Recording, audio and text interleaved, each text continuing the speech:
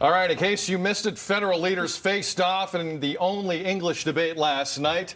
Were there any winners? Any losers? I have my opinions, but our panel is well more versed in this, so let's go to them. Welcome back, all three. Peggy Nash, former NDP MP. Peggy, good morning. Susan Smith, a liberal strategist with Blue Sky Strategy Group. I'll hit my right camera. And Jason, I'm just so excited about the debate. And Jason Lietaer, conservative strategist for Enterprise Canada. Happy post-debate morning to all three of you. Yes. Peggy, let's go to you. You've been through a few of these at various levels. It left me wanting more last night. As a voter who still has a lot of questions, and we're 10 days out, was that a good debate to you? Well, if by good debate you mean did it clarify the issues and really give voters a chance to really fully see the personalities of each of the leaders, no, it wasn't. I think part of the frustration is that there's so little time in this election. Much of the election period's taken place over the summer when people weren't really fully engaged. There is only one English debate, and the format was quite restrictive. There wasn't much of a free-flowing, allowing the leaders to just go at each other.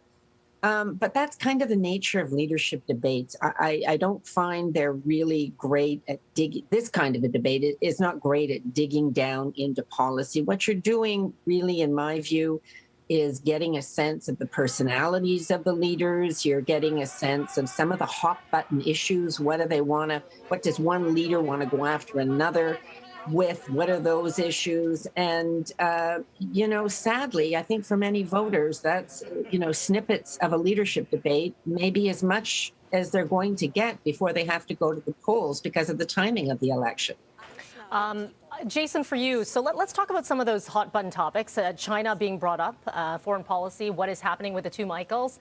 We're going to play this one clip about some of the back and forth between Erin O'Toole and Justin Trudeau, and I want to get your reaction here. Okay, so here it is. We should be leaders for our values, sir. And you've let the Michaels down, and we have to get serious with China. If you want to let the Michaels and get the Michaels home, you do not simply lob tomatoes across the Pacific. That is what Mr. Harper tried for a number of years and didn't get anywhere. You need to engage in a sophisticated way with our allies every step of the way. You have to take the same position on Huawei. A couple things, at least for me, I'm watching is the way they're interacting, the way they're calling one another. And that's the soundbite that we're hearing about the lobbing of the tomatoes over and over this morning. How do you interpret them as leaders and some of their interactions last night, Jason? Yeah, the first half of the debate, I thought Mr. Trudeau was as frantic and as sort of unfocused as I've ever seen him. He was much better in the second half of the debate. I think most Canadians are looking at O'Toole in this and saying, does this guy have the stuff? One of these two guys is going to be prime minister at the end of this. And I thought he was sort of calm, cool, and collected. I think it was a bit of a gift. Even though Mr. Trudeau got off a decent soundbite right there, that entire section on foreign policy, which wasn't really supposed to be discussed, but they added some questions once they got some online criticism of not talking about Afghanistan and some of these issues. I think generally this is a winning issue for Mr. O'Toole rather than Mr. Trudeau. Mr. Trudeau generally doesn't do well on these on this issue, and he's facing some really tough things. The entire interaction, I think, with regard to your question about the entire interaction between them all, Mr. Trudeau was sort of taking hits from all sides. I thought Ms. Paul, Mr. O'Toole, Mr. Singh all really had some really good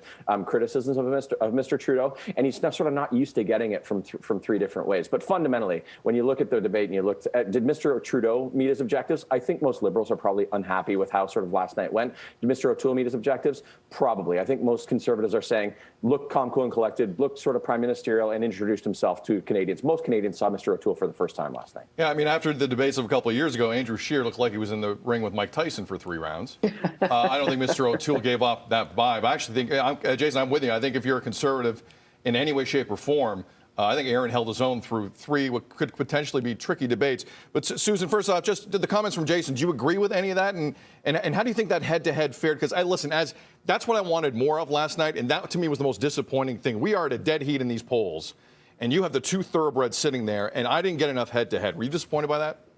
Yeah, look, there was more head-to-head going on in the Leila Fernandez match at the U.S. Open last night than there was in the debate. Played. There was way too much moderator and not enough leaders. I heard 5 seconds as people were cut off many, many times, and that's so frustrating.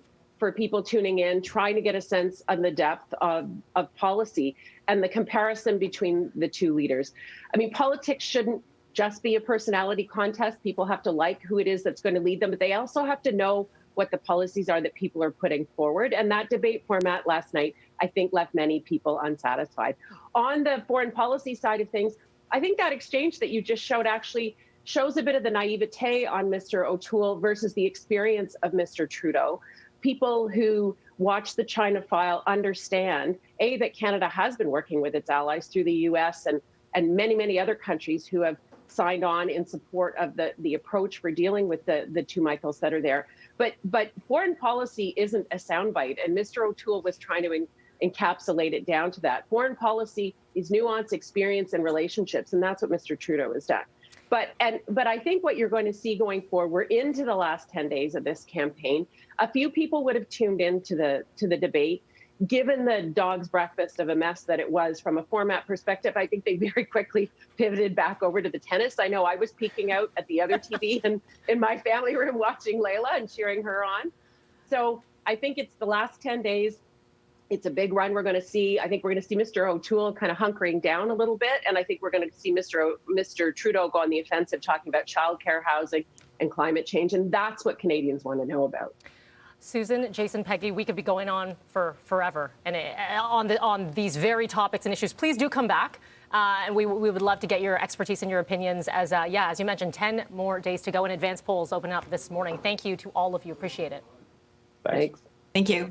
Take care. Have a good day. I wish we had more time, Sid. Yeah. Well, I always wish we had more time. Again, we got 10 days to still dice this one up. Let's go to Frank for the outlook 3 days from now. Things heating up on the campaign trail, Frankie.